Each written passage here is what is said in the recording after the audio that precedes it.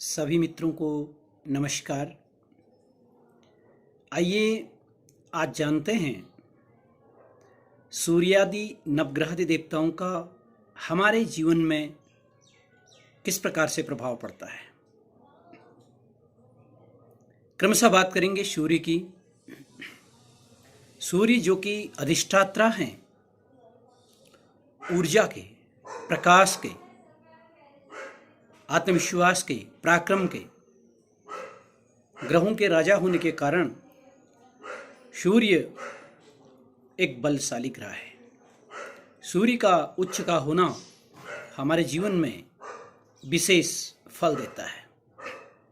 बात करेंगे चंद्रमा की। चंद्रमा मनसो जाता, चंद्रमा मन का कारण है।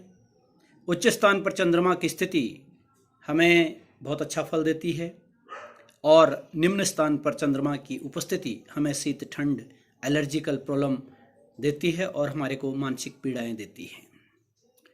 बात करेंगे मंगल की। मंगल एक शक्तिशाली ग्रह है।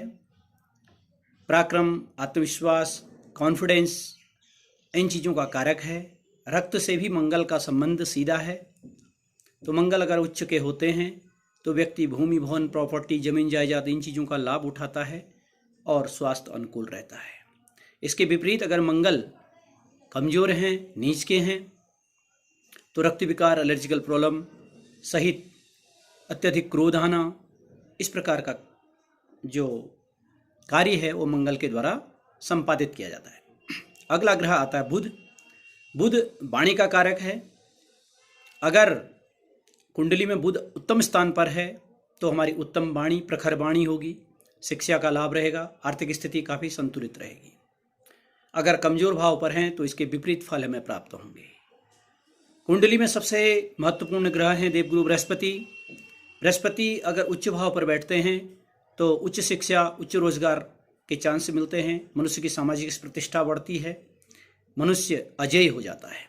इसके विपरीत अगर गुरु ठीक भाव पर नहीं है तो इसके ठीक विपरीत फल आप जान सकते हैं। अगला ग्रह शुक्र है। शुक्र भोग विलास, ऐशो आराम का कारक है। टेक्नोलॉजी, संगीत, सौंदर्य इन चीज़ों का भी कारक शुक्र ग्रह है।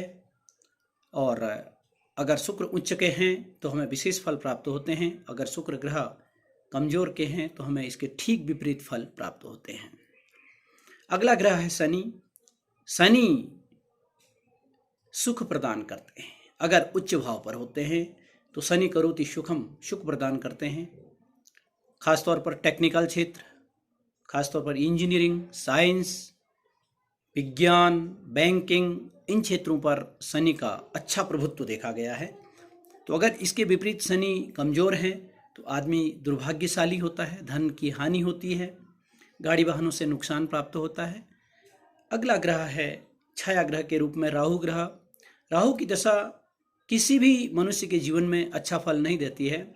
अगर कुंडली में राहु उच्च भाव पर हैं तभी आपको इसके अच्छे फल प्राप्त होते हैं, अन्यथा राहु हर महीने में नीरस फल प्रदान करते हैं। खासतौर पर भय, अशांति, घबराहट, अनेक प्रकार के रोग उत्पन्न करना, शत्रुबाधा, कानूनी उलझन, चोट, दुख, दुर्घटना, धनहानि, ये सारे राहु दशा के कारण हैं।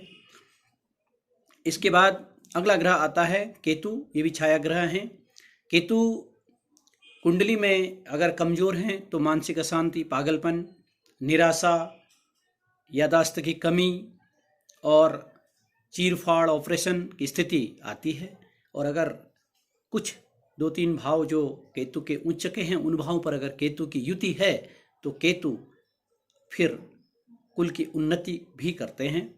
तो इस प्रकार से हमने आपको नवग्रहों के बारे में समझाया। अधिक जानने के लिए आप हमसे सीधे संपर्क कर सकते हैं, जानकारी प्राप्त कर सकते हैं।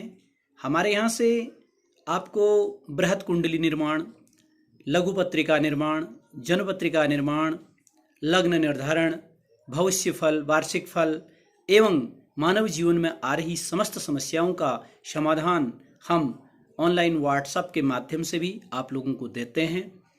हमारे यहाँ से पूजा पाठ, अनुष्ठान, संकल्प लेकर ऑनलाइन कराए जाते हैं। हमारे यहाँ से आपको नज़र के विशेष ताबीज़ दिए जाते हैं, जिससे आपके जीवन में सुख शांति का वातावरण रहता है। संपर्क करने के लिए आप सीधे हमसे संपर्क कर सकते हैं। वरिष्ठ ज्योतिषाचार्य पंडित doctor Madan Mohan Pathak. Mobile number और व्हाट्सएप नंबर 9411703908 9411703908। इस पर आप संपर्क कर सकते हैं। धन्यवाद।